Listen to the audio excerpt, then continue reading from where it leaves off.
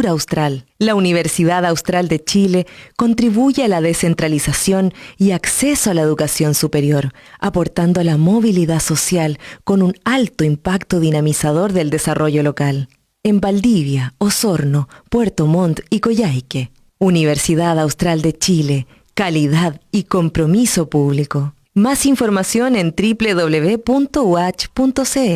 La Universidad Austral de Chile cumple 66 años y tenemos mucho por qué celebrar. Estamos dentro de las mejores universidades del país, con campus y sedes en todo el sur de Chile. Somos una universidad sin fines de lucro, donde el foco está en nuestros estudiantes. El 80% de ellos cuenta con beneficios del Estado y reciben una formación integral. Entra a la admisión uach.cl y conoce todo lo que tenemos para ti. ¿Y tú, qué esperas para ser parte del Austral? Voces Comunes es una convocatoria abierta a las agrupaciones sociales, civiles, vecinales, medioambientales y comunitarias del AENILEBU, con el propósito de difundir y promover sus iniciativas, labores y actividades. Espacio en Construcción producirá un programa audiovisual para cada propuesta seleccionada, la cual será estrenada por nuestras redes sociales. Convocatoria abierta hasta el 3 de mayo. Para más información, revisa nuestra página web www.espacioenconstruccion.cl.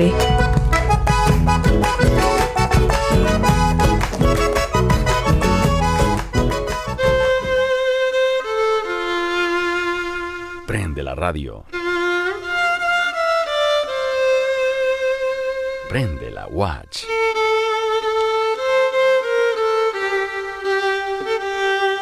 Síganos en redes sociales como Radio UH Valdivia en Instagram y Facebook, @Radio UH en Twitter, y visita toda nuestra programación en www.radiouh.cl. Hola, muy buenas tardes. Nos encontramos hoy día lunes 3 de mayo para poder conversar con nuestros invitados, del cual yo también participaré en la conversación.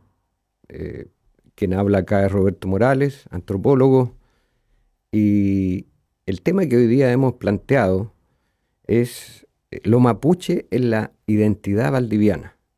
Sabemos que es un tema delicado, es un tema que los antecedentes históricos que nos aportará uno de nuestros invitados y también nos conectará a la realidad actual, darán cuenta de una situación de la cual debemos profundizar, ampliar, y debiese ser parte de nuestra propia conciencia de habitantes de este territorio. Y también tendremos a alguien que nos expresa de su propia condición mapuche, una experiencia personal, pero también colectiva, vinculada a necesidades que son fundamentales para todos los grupos. Bueno, les quiero presentar en primer lugar a Paola Nahuelhual. Buenas tardes, Paola, ¿cómo estás? Ay, María mía, por acá estamos bien. Muchas gracias por la invitación. Bueno, esto es posible porque en la radio existe una política de cobertura y de incorporación de las temáticas más importantes, ¿no? Y en ese sentido la realidad del pueblo mapuche en Valdivia forma parte de esas prioridades, al menos en algunos sectores más conscientes y preocupados de esta situación. También queremos saludar a Martín Correa, un historiador respecto del cual tenemos muchos antecedentes. Sería largo enumerar todo el trabajo que ha realizado a lo largo de su vida profesional y con una serie de publicaciones en las cuales se nota el oficio del historiador, pero también esa mirada más que incorpora al sujeto, que incorpora las necesidades. Y tenemos entonces a Martín Correa. Buenas tardes, Martín. Hola, Roberto, ¿cómo estás? ¿Nosotros nos vemos o solo nos oímos? Nos oímos y yo los puedo ver a ustedes. Y ustedes... Ya, pero el público que nos acompaña... Hay un público que si entra a Facebook Live de Radio Watch puede estar viéndonos en estos momentos. Ya, o sea, me peino. Eso. Vamos a ver si te peinas con los temas, con toda seguridad. Tenemos para empezar, algo que nos llama mucho la atención y ha hecho que nos reunamos en esta oportunidad, que tiene que ver con algo que puede orientar un primer momento de la conversación. Cuando hablamos de lo mapuche en la identidad, en el territorio valdiviano, vamos a decir, que va más allá de la ciudad, ¿no? Para no ser tan estrictos, pero fundamentalmente focalizados en la ciudad, ¿con qué nos podemos encontrar? ¿No? Esa es la primera pregunta en torno a la cual... Bueno, yo voy a dar un dato muy general que el sistema, digamos, público, para poder identificar la gente y sus características, realiza un censo. Y el censo de 2017 indicó que alrededor de 1.800.000 personas censadas se declararon mapuche. Poco más del 10% de la población chilena, ¿no? Y de esos, ¿cierto? Un porcentaje importante vive y se reconoce proporcional a la población en la Araucanía, y también tenemos en los ríos. Efectivamente, en los ríos tenemos un porcentaje importante, alrededor de la cuarta parte de la población censada se reconoce formando parte de pueblos originarios. Así es que eso, en términos de números, significa en concreto en la región de los ríos casi 100.000 personas que se reconocen formando parte de pueblos originarios, ¿no? Y en la comuna de Valdivia alrededor de 28.000 personas se dicen, ¿cierto? Hasta hace poco, hasta hace 5 años atrás, se reconocen como mapuche. ¿Qué otras evidencias tenemos además del autorreconocimiento, que es importante? Martín. Bueno, saludos afectuosos a todos quienes están aquí, a los que están conversando, a los que estamos conversando. A ver, lo que pasa en Valdivia yo creo que es lo que pasa también en Chile. Valdivia no es una isla. El porcentaje de población mapuche o autoidentificada como mapuche es muy importante. Y no ha sido reconocido, ya sea constitucionalmente, ya sea en la ley. La misma ley indígena no habla del pueblo, habla de etnia, que es un concepto cultural como continuidad religiosa, no sé, lingüística, familiar, pero no de pueblo. Y ahí la primera yaya, porque el pueblo implica territorio. Pero ya los primeros censos que se hacen al respecto, me acuerdo del año 94, la encuesta CERC hablaba de...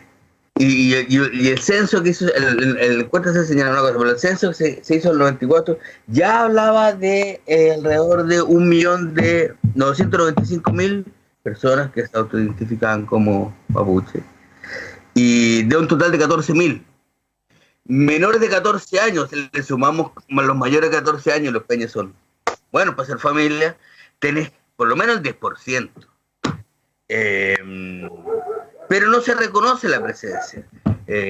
Y en Valdivia como ciudad no se escapa de esta situación.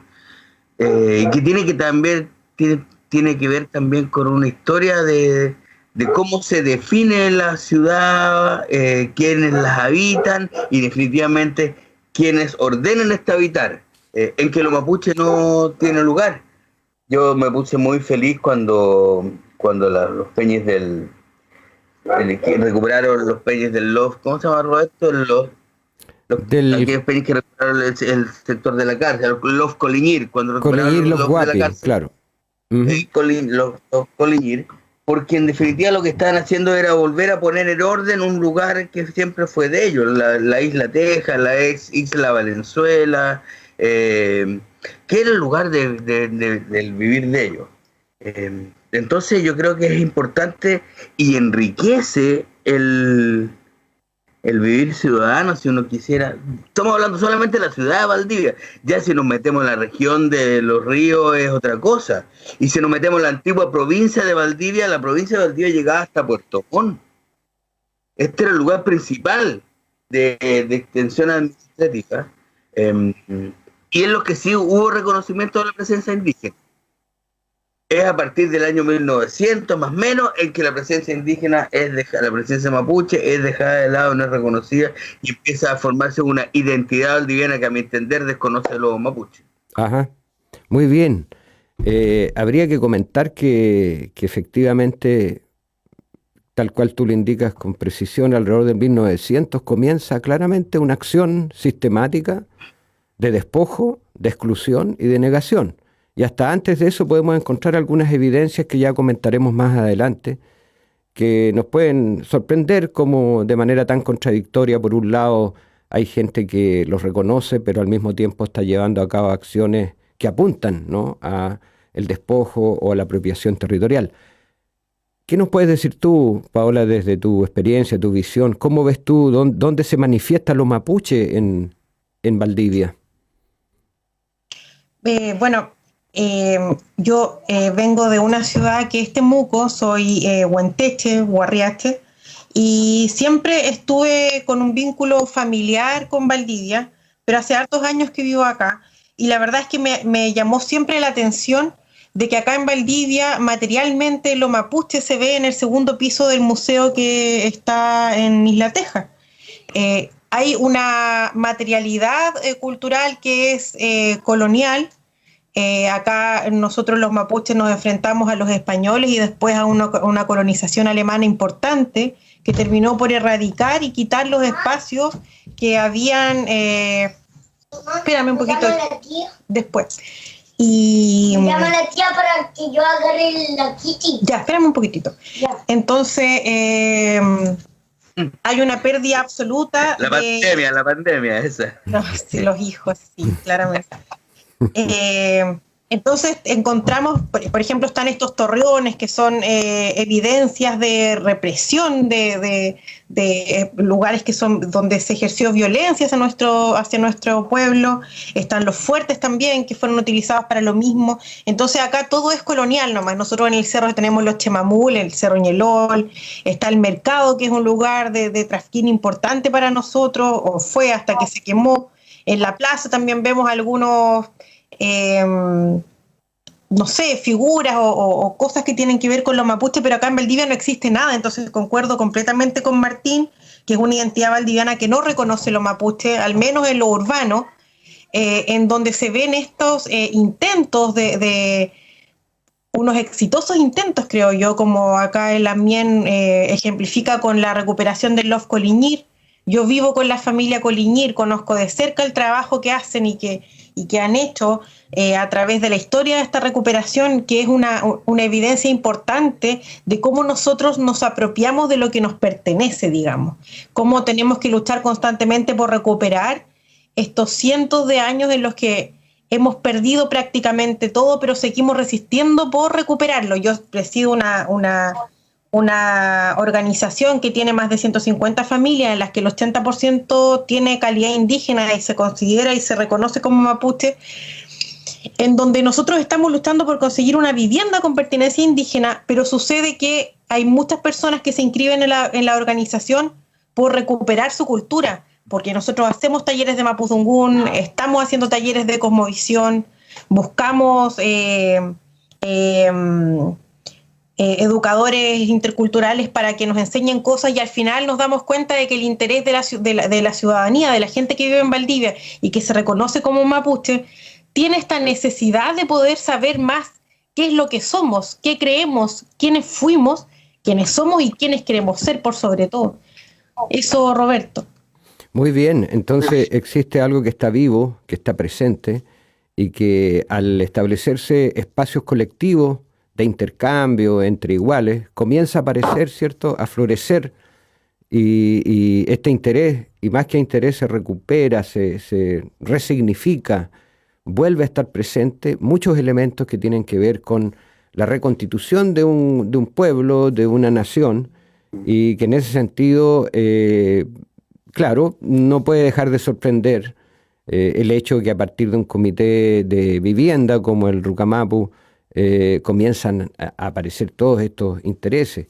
Probablemente mucho de esto lo podemos encontrar más presente en los sectores llamados populares, ¿no?, en la clase trabajadora, donde justamente es el sector en donde la mayoría de los mapuches están, ¿no? Entonces, en Ruca-Nehuen efectivamente hay un grupo de personas, familias, se constituyen, postulan personas y familias, y van, como tú dices, apareciendo la necesidad de que si no fueron alfabetizados en el idioma mapuche, en el Chezun o mapuche Zun, en definitiva, se quiere aprender, se empiezan a aparecer un conjunto de elementos. Entonces la vivienda en realidad no es solo la materialidad de la vivienda, siendo muy importante, sino lo que significa el habitar un espacio, apropiarse de ese espacio, transformarlo en un espacio de transmisión de conocimiento y además de proyecto, ¿no?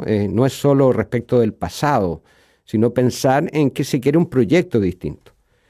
Pero antes de ir como a las proyecciones, me gustaría que pudiésemos conversar, bueno, si esto ha sido así durante más de un siglo o quizás durante mucho tiempo, acciones de ese tipo, pero decíamos que en este territorio al menos, al parecer, los antecedentes indican que hasta alrededor de hace 120 años existía, digamos, un reconocimiento, ¿no? Un cierto reconocimiento de una identidad, de un pueblo que tenía cierta soberanía en el territorio, pero esto comienza sistemáticamente a cambiar de manera radical con acciones de despojo, de expulsión, de reducción de las personas, de control territorial, de acciones militares, ¿no? Y respecto de eso, tenemos hoy día entonces que la identidad valdiviana no está presente, ya sea, ¿qué es lo que lo puede explicar?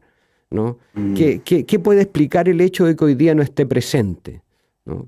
¿Cuáles son los sentimientos, las motivaciones, los intereses de todo tipo que hacen con que hoy día no esté presente algo que numéricamente, culturalmente, desde el punto de vista de los vestigios arqueológicos, ¿no? Se recordaba muy bien Paola, por ejemplo, que en la plaza, pero cuando se quiso el proyecto de hacer estacionamiento subterráneo en la plaza, se hicieron algunas prospecciones arqueológicas y se identificaron restos, digamos. Es decir, por decirlo claramente, a la base, ¿no? en lo subterráneo, bajo la tierra, está presente, digamos, la presencia mapuche. En el sector de la cárcel, cuando en el marco de la demanda porque se les asignen algunas hectáreas en el territorio de la ex cárcel, la comunidad de Colillín Los Huapi también solicita a los organismos pertinentes de la institucionalidad estatal estudios científicos que indiquen o no la presencia mapuche a través de algunos restos, también se comprueba. Es decir, aquí hay hechos indesmentibles, pero que no están presentes, no se transforman en un... ¿Qué lo podría explicar? ¿Qué motivaciones podría explicarlo, Martín? A ver, yo creo que la cosa es bien clara, es la historia de Chile. Tiene que ver un poco la historia de la vergüenza, es como lo peor de Chile, que es negarse a sí mismo, es negarse a sí. Pero esto choca con una resistencia. Podemos hablar de varios tipos de resistencia. A mí me interesa, por aquí, por ejemplo, en Valdivia, yo creo que la resistencia geográfica es fundamental. Los toponimios. O sea, tú, si llegas desde el norte y llega en avión, te bajas en Pichoy. Si vas al sur y no caíste en la cárcel de Yancahue, llegas a Payaco, viene hacia la costa, hacia Curiñanco, o si no, en los sectores, no sé, la costanera, al fondo, la circunvalación, llega a Angachilla. La presencia mapuche está en todos lados. Yo me acuerdo, y eso no se rescata ni siquiera en la escuela, en los liceos. Tú vas a un lugar y preguntas por los nombres de los lugares y no se sabe por qué se llaman así. Yo me acuerdo una vez que estaba con un peñi del norte, de Ercilla, Temu, y pasábamos por Cutipay y me dice, mira Cutipay, qué bonito, y qué lógico el nombre. Yo, por aquí, y ahí me dijo, porque es Co-Tripay. De Co es salida y Tripay como Guñol Tripanto, la nueva salida del sol, es la salida del agua, Co-Tripay. Y tú preguntas a la gente por qué el lugar se llama Co-Tripay y nadie tiene idea. Porque no interesa, porque no al al poder, podríamos decirlo, porque no se enseña, porque no se rescata. Acá mismo, por ejemplo, La Misión, hay una playa que se llama La Misión. Alguien ha estado en el lugar donde está efectivamente la misión, porque se llama La Misión, es que hubo una misión. Y no se rescata. Es una playa que se llama La Misión, como podría llamarse San Ignacio. O como podría llamarse Nieves, pero hay una misión. Entonces, no hay un rescate de la identidad porque no hay como una especie de borramiento. Y se cuenta una historia que empieza con los españoles, continúa con los chilenos y después se hace ya bacán, como diría la juventud, con los alemanes. Esa es la historia de Valdivia. Niega, insiste, invisibiliza, porque además es como que cuando se constituye la propiedad particular en el territorio de Valdivia, y cuando hablo del territorio de Valdivia no hablo solo de la ciudad de Valdivia, hablo también de Mariquina, hablo de Lanco, hablo de Malargüe, hablo de los antiguos, por ejemplo, toda esta zona que va hacia la cordillera de los Andes, eran los antiguos llanos de Valdivia, que era de población mapuche.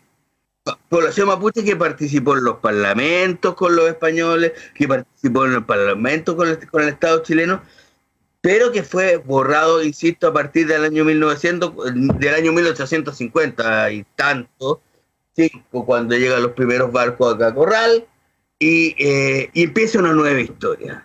Las agencias de colonización traen gente, traen los colonos además, y le entregan gran parte del territorio y los mapuches son reducidos territorialmente.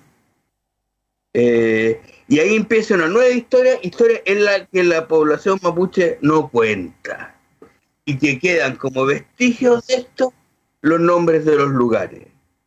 Y pasa con los, debo decirlo, o sea, no, pero pasa con los Procheles, la costa la costa del lago Panguipulli, hasta la ciudad de Panguipulli mismo, hasta el Calafquén. Pasa con los Hoffman en Picho y Pelchuquín, pasa con los Stenmayer en Lanco, pasa con los Mansa en la costa de Valdivia y Mariquina, y pasa con los Ambantes en la costa de Valdivia. ¿Dónde está los mapuches ahí? Reducida territorialmente. Y ojo, que porque es reducida territorialmente a través de los títulos de merced que entrega el Estado chileno en el año 1929, que es una pequeña porción, por eso se llaman reducciones, y que reserva para los mapuches, por eso se llaman reservas. No es un reconocimiento de la propiedad antigua, extendida, no cercada, es una reducción territorial que supongo que veremos a lo largo de esta conversación, pero que ni siquiera esa reserva, esa reducción, ese título de merced es respetado posteriormente, hasta el día de hoy. Hoy día los conflictos territoriales que se desarrollan en la costa tienen que ver con que las empresas inmobiliarias, yendo ya al callo, no están respetando los deslindes de los títulos de merced, que fueron deslindes reconocidos por el Estado chileno en forma, o las tierras entregadas por la ley de propiedad austral a la familia mapuche. Toda la costa valdiviana, hasta Mehuín por lo menos, y de ahí hacia el norte con todo, es una costa mapuche. Pero las decisiones se toman desde las plazas de armas de Valdivia, donde no están los mapuches. Y estuvieron ahí los restos que encontraron en el estacionamiento. Pero sobre esos restos se levanta una identidad, yo creo que bastante vacía en ese sentido. Damos un vacío de sonido para sentir ese vacío, ¿no? Un vacío que probablemente nos convoca a poder llenarlo con sentido y con dignidad y la responsabilidad que todos tenemos de poder modificar la formación, la proyección, incorporando en la educación, incorporando en nuestras relaciones la validación, el conocimiento, el saber de un pueblo que no ha desaparecido, que un pueblo que está presente, ¿no? Un pueblo que se niega, un pueblo que se transmite a través de nuestros propios genes, partiendo por ahí, ¿no? Es decir, los análisis genéticos indican hace tiempo, pero tampoco son tema, no son portada de un diario, ni son temas de los medios de comunicación, como los estudios genéticos han demostrado que gran parte de la población chilena tiene sus orígenes, ¿cierto? Un origen mapuche o algún origen más en otros pueblos, digamos en el norte, Aymara o Licanantay, quechua, mayoritariamente sí, Roberto, mapuche. Espera, ¿sí? Quisiera un poco, perdón que interrumpa, sí, adelante. para cerrar lo mío y ahí al respecto, porque se habla, hay como una visión de los indios, ¿ah? del pueblo mapuche o de la zona, los quenches, los huilliches, porque bueno, son todo eso, mapuche, los quenches, huilliches, como casi de familias desperdigadas, perdidas, ahí unas por aquí, otras por allá, y estamos hablando de hace muy poco tiempo con organizaciones de la mayor relevancia, el Butalmapu Lafkenche, y voy a leer una parte para que quienes nos están escuchando se reconozcan también en los espacios. Voy a leer, esto lo escribió David Núñez, que ha hecho muchos estudios importantes para la zona, que dice que entre el fuerte de Niebla y la playa de Valdivia, hacia 1820, que es ayer para un pueblo con memoria, entre la playa de Niebla y Calfuco era la jurisdicción del Lonco Anticoy. Entre Calfuco y Curahuich, o sea, entre Bonifacio y Pilulcura, gobernaba el Lonco Gualquilemu, y territorio habitado también por el linaje Yanco hasta hoy día. Entre Curahuich y Estero Pichicuyín, gobernaba el Orco Perquiñán. Al norte de Pichicuyín ya estamos al Lepú de Mehuí. Pero hablamos de una costa organizada, estructurada, de acuerdo a sus antiguas jurisdicciones, de acuerdo a los loncos que formaban parte de este territorio y las familias que formaban parte de este territorio. Eso se estructuró con la llegada y la invasión del Estado chileno y de los colonos y luego de los particulares. Pero está en la memoria, esto forma parte de la memoria comunitaria, de la memoria mapuche, y está todavía en los apellidos y está todavía en los nombres de los lugares. En ese sentido hay una resistencia, valga la redundancia, que resiste. Muy bien, para comentarles a nuestros auditores, a quienes no conocen a David Núñez. David Núñez es antropólogo formado en la Universidad Austral, cuya tesis de trabajo se llama justamente La identidad lafkenche. Y es un trabajo, como muchos otros, que ha realizado él y otras personas, pero en este caso, dado que Martín lo cita él, hace referencia, es un trabajo hecho a pulso y con una gran capacidad de vinculación y de revalorización y de reconocimiento, sin prejuicios al respecto, y entonces deja en evidencia, visibiliza, muestra, ¿cierto?, lo que ha sido el pueblo mapuche, huilliche, lafkenche hasta hace poco, y como bien señala Martín, evidencia un pueblo organizado, un pueblo con autoridades reconocidas, con soberanía territorial, y en ese sentido, digamos que hay allí un aporte y esperamos que sean muchos más los aportes a la revalorización, el conocimiento. No es solo respecto de lo que está pasando hoy día, que es muy importante lo que pasa hoy día. La reivindicación no se basa en una sospecha, no se basa en unas ganas de tener beneficios. Las reivindicaciones no son solo por tierra, es por un derecho como pueblo que se manifiesta en el territorio. Por lo tanto, hay muchos antecedentes, aun cuando nos faltan más y es necesario propiciar, por eso decía, de los distintos niveles de educación, los centros de investigación, los medios de comunicación, deben contribuir, ¿cierto?, a poder recuperar y difundir este conocimiento. Y al respecto, Paola, ¿qué piensas tú? ¿Qué es lo que explicaría esta negación, este proceso de exclusión, ¿no?, que abiertamente se manifiesta como prácticas discriminatorias y racistas en muchas oportunidades, ¿no?, las cuales buena parte de ellas terminan siendo ignoradas o terminan siendo también ocultadas, ¿no? No solo la vergüenza de quienes podemos asumir la conciencia de cómo se formó esta sociedad chilena, sino también esto genera, ¿no?, en los propios mapuche huilliche, ha generado en el pueblo mapuche un sentimiento también de vergüenza y de indignación. Pero vamos, ¿cuáles crees tú que han sido los aspectos que podrían explicar parcialmente esta exclusión y esta discriminación?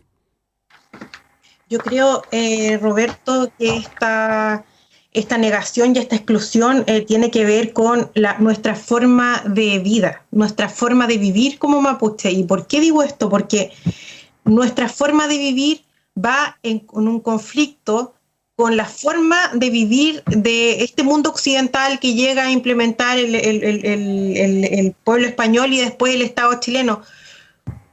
La gente se puede preguntar por qué nosotros llevamos tantos años luchando y resistiendo respecto de estos proyectos, de las forestales, de los proyectos inmobiliarios en la costa, de las hidroeléctricas, y es porque nosotros tenemos una visión del territorio que es distinta de la visión que tienen los chilenos y las otras culturas que están compartiendo con nosotros este espacio. Y es que nosotros vemos de otra forma un río, un cerro, un árbol. Para nosotros la naturaleza, la mapu, la tierra misma, tiene entidades que nosotros debemos proteger por nuestras creencias, por nuestra forma de ver el territorio, que debemos resguardar por un tema, por una memoria ancestral, que es la que nos mueve, la que nos motiva, la que nos da la energía, el nehuén para seguir luchando. Entonces, ¿qué pasa? Nosotros estamos defendiendo esos espacios que muchos huincas, que muchos chilenos acá vienen el verano, no sé, van a conocer la costa y la encuentran preciosa y se toman fotos, pero detrás de ese espacio, de ese lugar que ellos pueden atesorar como un espacio lindo, somos nosotros los que lo defendemos. Nosotros hoy día vemos la lucha que ha dado la Machi Paola, por ejemplo, por defender Calfuñén y la costa y la selva valdiviana, la lucha que han dado los lamien en la costa por defender el mar, por defender la selva valdiviana igual, la familia Coliñera acá como ha luchado por preservar este espacio acá. Esa es nuestra lucha. Nuestra lucha es defender el territorio de estas empresas que quieren llegar a matar nuestra mapu, nuestra forma de vida, este arraigo que tenemos respecto de lo que significa para nosotros el territorio. Son formas distintas de vivir. ¿Y qué pasa? Que el chileno no sabe cuáles son nuestras formas de vivir. Entonces no logran entender por qué nosotros llevamos cientos de años resistiendo y defendiendo esto. Porque esto es un espacio vivo para nosotros. Cuando nosotros vemos un bosque, vemos espíritus, no vemos solo árboles para talar o espacios para destruir. No está el signo peso en nuestra forma de verlo. Nosotros lo preservamos, lo cuidamos, lo mantenemos, vivimos en este constante equilibrio respecto de lo que hay ahí, y eso es importante decirlo porque mucha gente de pronto escucha solo el problema político que nosotros tenemos y no lo entiende tanto desde el lado espiritual. Creo que es importante visibilizarlo y comentárselo a la gente, que ese es el trasfondo, el gran trasfondo, por eso defendemos tanto nuestro territorio, y creo que eso tiene que ver con la forma de excluirnos, de que en un momento fuimos alcohólicos, después fuimos terroristas, hoy día somos narcotraficantes, y siempre vamos a estar de la vereda de lo que se quiere invisibilizar, de lo que se quiere estigmatizar como algo malo, como algo que quiere perjudicar el progreso, etcétera, etcétera. Bueno, veamos algunos... Sí, por favor. Participar? Sí, pero por supuesto, gracias. Estamos conversando. Bueno, yo, colgando un poco lo que decía Paola, quiero agregar también aquí a la familia Ñanco, que han dado una dura batalla por defender lo propio en contradicción con los proyectos inmobiliarios de la familia Pino, de Pía Monteverde, que están destruyendo el territorio.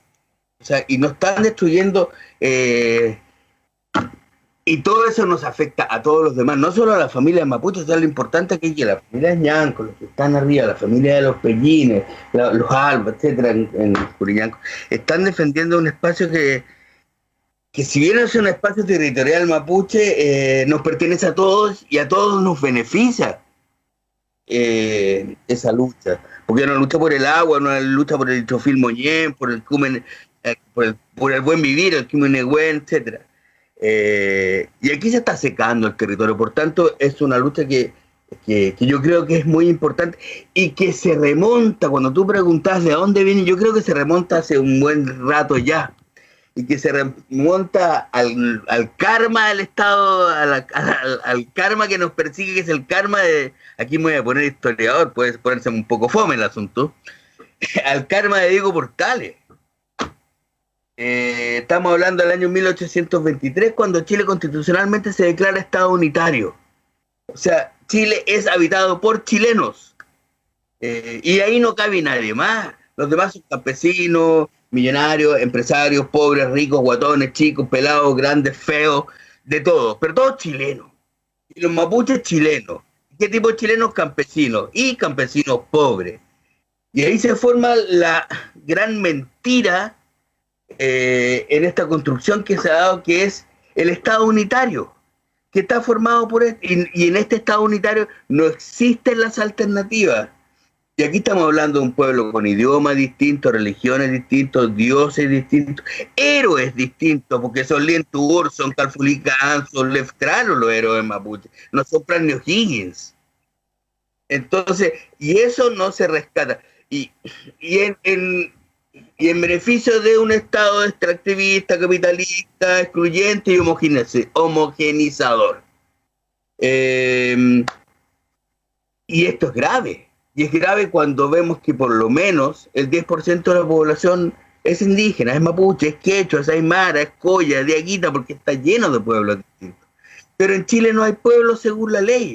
La ley indígena establece que el Estado chileno, parte del territorio de Chile, habitan unas etnias, no pueblos. No se reconoce la diferencia.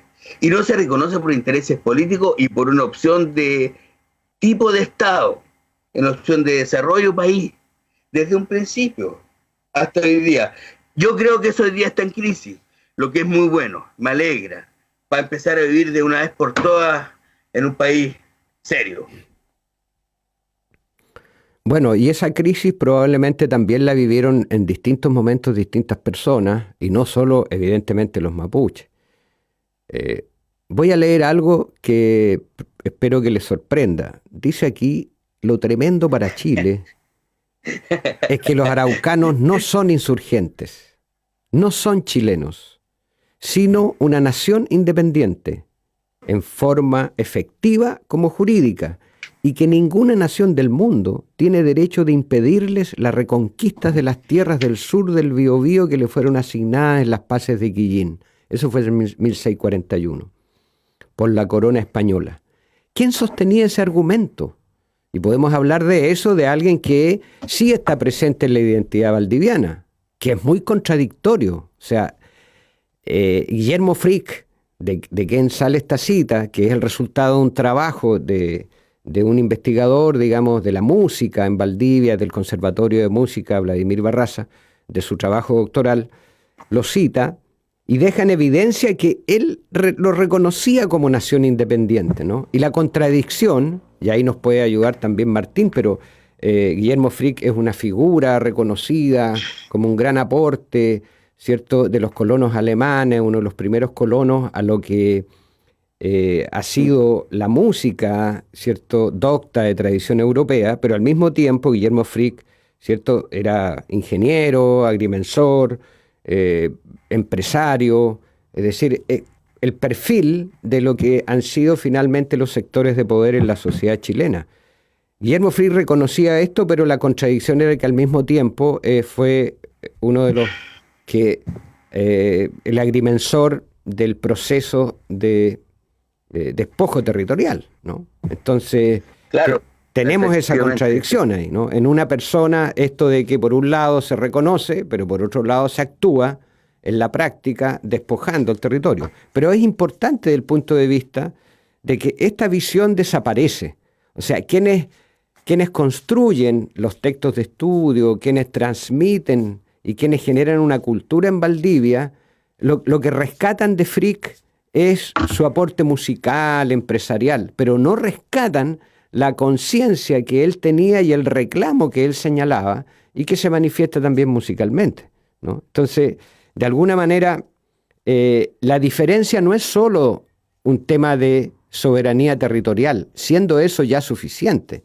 Como bien lo decía Paola, efectivamente uno se da cuenta que el pueblo mapuche y otros pueblos que hasta ahora no han estado reconocidos en la normativa chilena, y como bien lo decía Martín, esperamos que el proceso constituyente apunte al reconocimiento, y más allá del reconocimiento, ¿no?, que pasemos de un Estado unitario a plantear de que seamos un Estado plurinacional, ¿no? Desde el punto de vista jurídico, ese parece ser un rayado de cancha adecuado.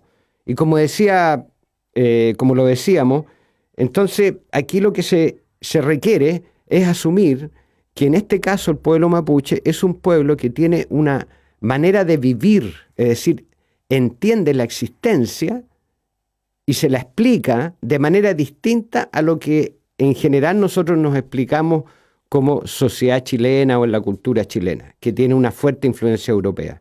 Esto del existir, ¿no?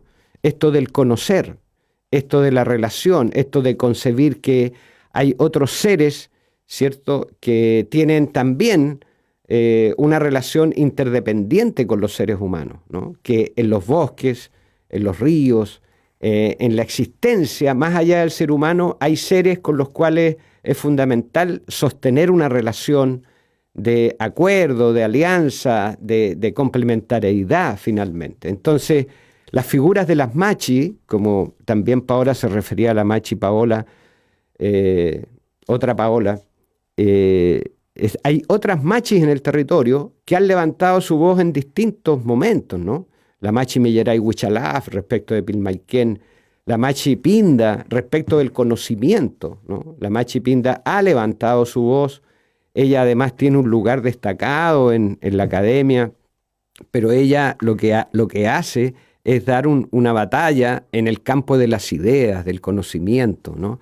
Entonces, tenemos que, son muchas las áreas en las cuales es necesario trabajar para poder plantear un proceso distinto. Y ahí nos vamos, ¿cierto?, a otro aspecto para dar continuidad, dado que nos quedan unos minutos todavía, alrededor de 15, 20 minutos, donde podemos conversar, bueno, cuán transversal es este tema y de qué manera se puede relacionar con lo que está pasando en estos momentos, en Valdivia, en el país, ¿no? Es decir, estamos frente a un proceso constituyente, estamos frente a elecciones, Paola es candidata a concejala por Valdivia, hay otras personas mapuches que están postulando en lo constituyente, pero ¿cómo logramos vincular toda esta dimensión histórica, social, cultural, política con el momento que estamos viviendo hoy día? Cualquiera de ustedes, Paola, Martín. Bueno, a ver, yo un poco para seguir lo que porque tú nombraste diferentes machis, yo quisiera también recordar en forma fundamental a la machi Fernanda Ñanco también, que de alguna manera la imagen, la ñaña Cristina, que son las Cristina Ñanco, que son como la imagen de la defensa territorial que se está realizando permanentemente todos los días en la costa de Valdivia. Y cuando tú planteas cómo se vincula esto con lo que está pasando, yo creo que es fundamental. Yo no estoy tan seguro, debo ser honesto, que es vía la constituyente con los 2/3, yo no sé si irá a pasar algo. Pero para mí sí es un dato el que en Latinoamérica existan dos países que no tienen reconocimiento constitucional de los pueblos indígenas, que son Uruguay y Chile. Y Uruguay, todos sabemos lo que pasó con los charrúas. La sobrevivencia ahí quedó muy poca. Y si bien hoy día igual están como renaciendo, pero en Chile estamos hablando del 10% al menos de la población, y no es reconocida constitucionalmente, y eso tiene que ver con la construcción de país que se ha hecho.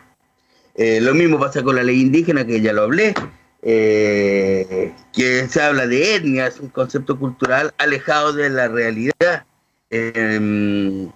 y que, insisto, tiene que ver con una forma de hacer país. A mí me encantaría que la cosa cambiara, y que se reconociera un país realmente como lo es. No lo es, y no, yo no lo he visto, y ojo, porque hoy día, por ejemplo, mi voz puede parecer muy crítica, pero bueno, ¿para qué me invitan? ¿Saben cómo me pongo? Como dice el dicho.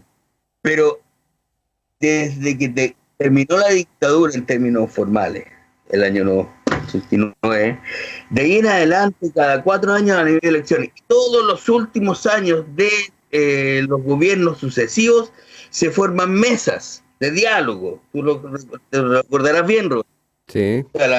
El reconocer con la Bachelet, los meses del diálogo comunal con Frey, la comisión de verdad histórica con Lago, con Piñera, y todos siempre prometen terminar para el año siguiente hacer un reconocimiento constitucional de los pueblos indígenas. Y viene un nuevo presidente y dice, no, eso lo prometieron los anteriores, yo no tengo nada que ver.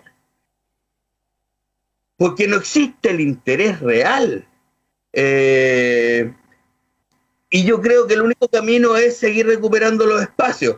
A ver, y si nosotros estamos hablando acá, no es solamente por la buena voluntad de la radio de la Universidad Austral de Chile, a la cual le agradecemos la invitación, es también porque de alguna manera los mapuches se han ido tomando ya no solamente y recuperando no solamente los espacios territoriales, sino también los espacios radiales, audiovisuales, de prensa, etcétera. Cuando yo salí de la universidad hace unos buenos años, el año 90, me decían, con suerte te puedes encontrar con un mapuche en el mercado de Temuco. Hoy día la situación es distinta. Hoy día los niños en la escuela, en los liceos, saben que hay mapuches, dieguitas, aymaras, collas, quechua, pehuenche, huilliche, la gente que está lleno. Y están vivos, y es un pueblo vivo. Eso yo lo quiero rescatar. En definitiva, yo creo que es un logro de los distintos pueblos que forman esta larga y angosta faja de tierra, el que hoy día, entre otras cosas, nosotros estamos conversando aquí. Pero es necesario tomárselo en serio, por el bien del país. Con esto ganamos todo. Un país diverso, un país de verdad. Un país con identidad. Y lo mismo corre para Valdivia. Cuando yo veo, por ejemplo, ya que Paola es candidata a concejala, que están sucediendo cosas, que lo que está sucediendo aquí en la Costa de Valdivia afecta a ciudadanos que forman parte de la jurisdicción de la Municipalidad de Valdivia. Y yo no veo ninguna acción de la Municipalidad en defensa de sus ciudadanos. Se lava las manos. Entonces, si yo estoy aquí también es para señalar aquello que me preocupa.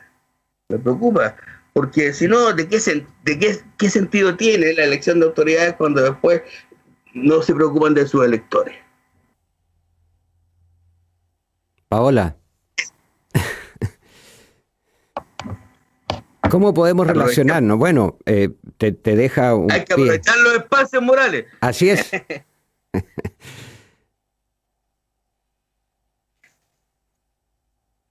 Paola, sí, ¿cómo lo ves tú? Bueno, es más o menos evidente, pero ¿cómo ves tú? ¿Cómo vinculamos el momento histórico que vivimos con lo que hemos estado conversando acerca del pueblo mapuche, en particular en la realidad de la identidad valdiviana? Bueno, yo lo veo como un momento bastante complejo. Para nosotros en particular los escaños han sido una lucha que ustedes saben que nos dieron bastantes menos cupos de lo que supuestamente íbamos a tener. Hay harta incertidumbre del proceso, desconocimiento también de qué es lo que va a suceder, pero son espacios que tenemos que disputar. ¿Y por qué los tenemos que disputar? Es porque en los años que yo llevo como dirigente acá y en la realidad de Temuco y del país completo, como decía Martín, nosotros siempre tenemos que estar apelando a la buena voluntad de ciertos partidos, de ciertas políticas y políticos que se comprometen, claro, pero que después son inaccesibles, que muchas veces dan la espalda, que se comprometen en darnos soluciones y darnos el apoyo y después eso no sucede. Entonces que seamos nosotros mismos quienes vayamos a velar por nosotras y por nosotros, o sea, dejar de poner a disposición de los demás el manejo y la dirección de nuestro pueblo. Entonces creo que yo tengo harta vinculación con la Lamien Carmen Caifil, que va por los escaños reservados, con la Lamien Daniela Milanca, con Victorina Antilef, y con hartas personas mapuches de acá de la comuna y del país en general, en el que somos nosotros los que queremos ir a disputar esos espacios de decisión y de poder político. ¿Y por qué? Porque estamos convencidos de que somos nosotros quienes debemos elegir y dirigir nuestra forma de vivir. Ahora este proceso constituyente yo espero porque resulta que yo estoy postulando al cargo de concejal, pero el concejal tampoco tiene muchas atribuciones dentro de un municipio. Nosotros hoy día, cuando tenemos problemas acá en el territorio, ¿a dónde recurrimos? Cuando tuvimos el proceso de consulta, que fue súper irregular, íbamos a la CONADE y nos decían, no, acá nosotros compramos tierra, y íbamos al Ministerio de Desarrollo Social, no, nosotros acá solo vinculamos el territorio. No hay ningún espacio donde nosotros realmente podamos presentar nuestras demandas y que sean escuchadas o resueltas. Entonces creo que este proceso constituyente a nosotros debería entregarnos un órgano, una estructura que sea autónoma, que sea elegida por nosotros mismos, en donde nosotros tengamos autoridades en el territorio, en donde nosotros podamos decidir sobre ciertas cosas, podamos hacer consultas efectivas que sean llevadas a cabo por nosotros.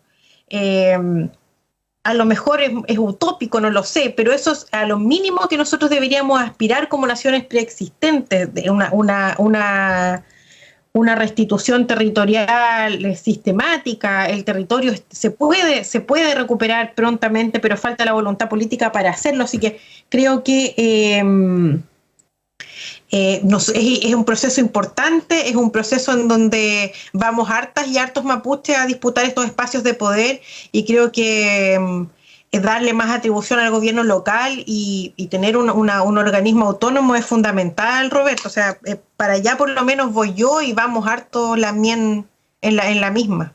Sí, ahora bien, respecto del proceso constituyente, lo que finalmente se consiguió, como bien lo recordaba Martín, lo que se ha conseguido tiene que ver con la persistencia, ¿no? Con la organización, en clase. con Estoy haciendo clase ahora. la fundamentación. 125. Entonces, los procesos constituyentes en distintos lugares se dan de distinta manera. Está el proceso constituyente en Bolivia, en Venezuela, en Ecuador, en Brasil.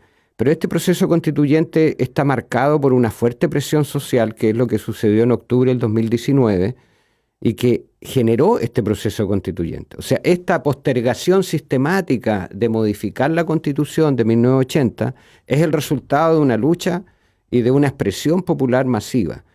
Lo que hoy día hay de avance relativo respecto de los derechos de los pueblos indígenas tiene que ver no solo con la eventual buena voluntad de uno que otro sujeto en algún momento que está en el aparato de Estado, sino especialmente de las luchas sistemáticas y persistentes de los distintos pueblos.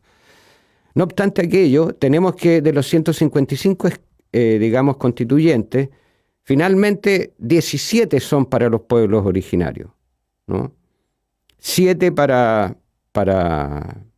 los mapuches y los otros para el resto de los pueblos, ¿no? 7 u 8 para los mapuches y el resto de los pueblos, que suman 10 en total, que no están reconocidos constitucionalmente, sino en la ley, ¿no? En la ley indígena a la cual se refiere Martín.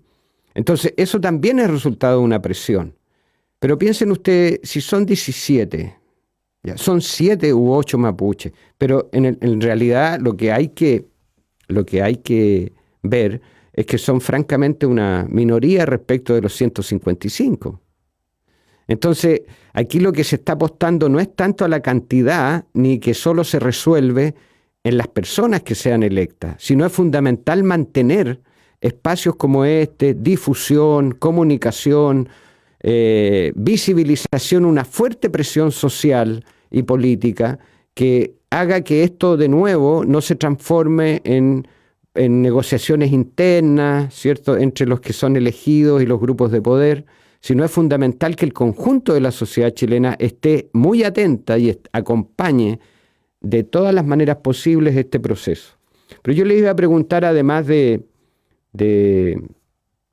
Paola, que va como candidata acá a concejala, definiéndose como mapuche, acá en Valdivia hay 72 candidatos en 12 listas.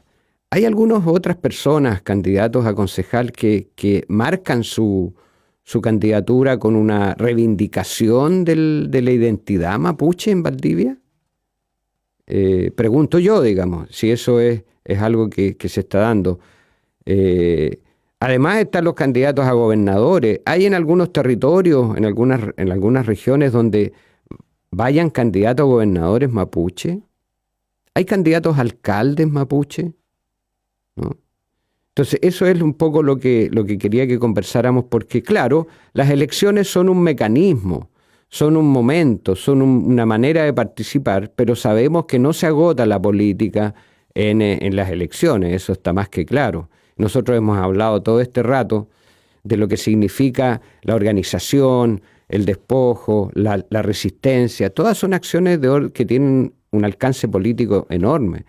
Entonces, ¿cómo complementamos las elecciones con otras acciones? Y yo les preguntaba si ustedes conocen o son una excepción todavía la postulación de mapuche al sistema político chileno. Pareciera ser, tengo la impresión que hay más de lo que habitualmente, históricamente se ha dado, ¿no? Hay más candidatos a concejales, hay más candidatos a alcaldes, hay más candidatos a gobernador, ¿cierto?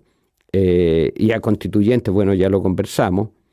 Y la pregunta es, bueno, pero si estamos frente a esto, ¿cuánto forma parte de proyectos, de programas, ¿no? ¿Cuán programático es lo mapuche en la política actual chilena, en la toma de decisiones que se está haciendo? ¿O es un elemento menor, un elemento inexistente? ¿Qué piensan ustedes? ¿Cuál es la impresión? Como para ir cerrando ya que nos quedan unos minutos y aprovechar de despedirnos de quienes nos han escuchado.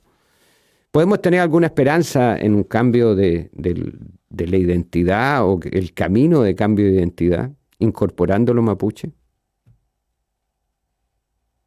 Martín, Paola, ¿qué piensan? Martín. Sí, estás silenciado. No te escuchamos. Tienes que activar el micrófono, maestro. Ahí sí. Muy bien. Es que un momento que yo me salí de aquí y estaba, aló, y me fui para afuera y estaban carabineros afuera. Ah, ya, muy bien. Tú dijiste, me vienen a detener. Yo decía, ¿qué pasó? Estaban escuchando la radio. No, estoy en un programa, en una entrevista, y no me creía. Pero bueno, ya se fueron. No era yo el culpable. Nada, yo no sé, a ver, yo más que... En realidad a ver, honestamente yo creo mucho en las personas. Hay personas que están siendo hoy día candidatas. Está, por ejemplo, Aligüen Antileo, la misma Natividad Antileo, a quienes yo conozco personalmente y a quienes les creo. Pero insisto, veo muy difícil que exista una verdadera voluntad de reconocimiento de todo lo que estamos hablando. Uh-huh. Yo ya sí creo que es importante haberse ganado un espacio. Yo creo que ahí hay un gol de mitad de cancha. Creo que es vergonzoso la poca representatividad que se entrega a los pueblos indígenas en la constituyente. Eso es, y eso cae de Mauro, o sea, en términos de porcentaje poblacional que existe y la incidencia que tiene y la importancia de los temas que hay. Y por otro lado, lamentablemente también vemos igual también, hay de todo, po. Están los candidatos de siempre, que son Peña y Lamienes, que siempre son candidatos y está muy bien, y también hay candidatos jóvenes, candidatos nuevos. Yo creo que esto sirve, entre otras cosas, para empezar a develar identidades, sacar palabras nuevas, sacar voces nuevas y ocupar espacio. No estoy tan seguro que la lucha por el reconocimiento, por la restitución territorial se gane a través de lo que se está discutiendo ahora, pero si sirve para crear caminos que conduzcan a aquello, bien. Muy bien, en eso estamos, ¿no? Y aquí nos cabe la responsabilidad a todos y el trabajo continúa entonces en los distintos espacios donde estamos. Nosotros esperamos, Martín, que tú sigas investigando, escribiendo, planteándote en foros, escribiendo artículos, sacando libros que son un aporte, una contribución y que se transforman también en una herramienta sin duda para los procesos de reivindicación y también para el cambio cultural, social y político que necesitamos. Así es que instamos a que continúen. Hoy día, sí. Sin ir más lejos, me avisaron que entraba a imprenta un nuevo libro de aquí de este humilde servidor. Muy bien.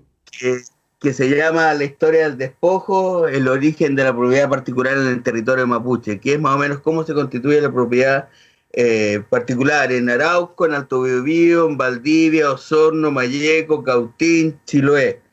Son 25 años de trabajo y que busco básicamente hacer esto mismo, que es develar que aquello que se presenta como sacrosanta propiedad privada fue constituida en forma engañosa, de mala fe y no respetando los derechos ancestrales, territoriales del pueblo mapuche. Esperamos entonces. Que no se conoce. Cuando hablábamos hace un ratito, no se conoce. O sea, tú, a propósito de encuesta, el 78% de la última encuesta CADEM decía que las tierras que estaban reclamando el pueblo mapuche pertenecían al pueblo mapuche. Y tú haces una encuesta de cómo fueron usurpadas esas tierras, cómo fueron, yo te aseguro que menos del 1% sabe efectivamente cómo. Entonces la idea es develar un poco eso y aportar a un país de verdad. Muy bien, entonces ya tendremos la oportunidad de conocer el libro y comentarlo eventualmente, y podemos hacer también un comentario radial, ¿cierto?, de algún programa. Paola. Y un partido de fútbol también. También, pues muchas gracias por estar con nosotros, Martín, y le pedimos a Paola que se pueda despedir también de los auditores y auditoras de esta radio. Paola. Bueno, quiero agradecer la invitación, el espacio para conversar de estos temas que son tan importantes, hacer un llamado igual a que la gente que va a votar por candidatas y candidatos mapuche se preocupen de informarse. El pueblo mapuche no es homogéneo, acá hay una tremenda diversidad también en lo político. Hay mapuches de Evópolis, mapuches de Renovación Nacional, y hay mapuches que en realidad están en contra de reivindicar lo que nosotros queremos recuperar y levantar desde los mapuches, y que informarse bien, no da lo mismo por quién votar. Esta es primera vez que voy como candidata a algo, y la verdad es que estoy bastante contenta con el apoyo. Sin embargo, creo que es importante recalcar de que es un compromiso real, de que uno lleva tiempo trabajando desde lo local en organizaciones mapuches y en la reivindicación de nuestra lucha, en organizar el territorio, y independiente de cuál sea el resultado, voy a seguir haciéndolo también. Espero obviamente contar con los votos. Mi compromiso es a seguir trabajando, y la verdad es que siempre he sido bastante consecuente con lo que digo y con lo que hago, así que agradecer el espacio para poder comentar y contar un poco cuáles son las propuestas, las ideas y quién soy, la verdad. Así que eso, agradecer a Martín, agradecerte a ti, Roberto, y muchas gracias. Por supuesto, a la radio de la Universidad Austral, y yo quiero terminar en 30 segundos con una frase que María Catrileo Chihuailaf, que hizo toda su vida académica en esta universidad, ella hasta el 2005, fue académica del Instituto Lingüística y Literatura del UACH. Yo tomé una frase de ella que dice, y con eso quiero terminar y aprovecho de despedirme y agradecer, digamos, al espacio radial. María Catrileo escribía lo siguiente: el desconocimiento del valor de las culturas originarias en diversos sectores de nuestro país conduce a situaciones de discriminación y estereotipos negativos que siguen vigentes en el presente. Una educación intercultural puede mejorar esta realidad a través del tiempo. Muchas gracias. Hasta otra oportunidad. Okay. Prende la radio. Prende la Watch.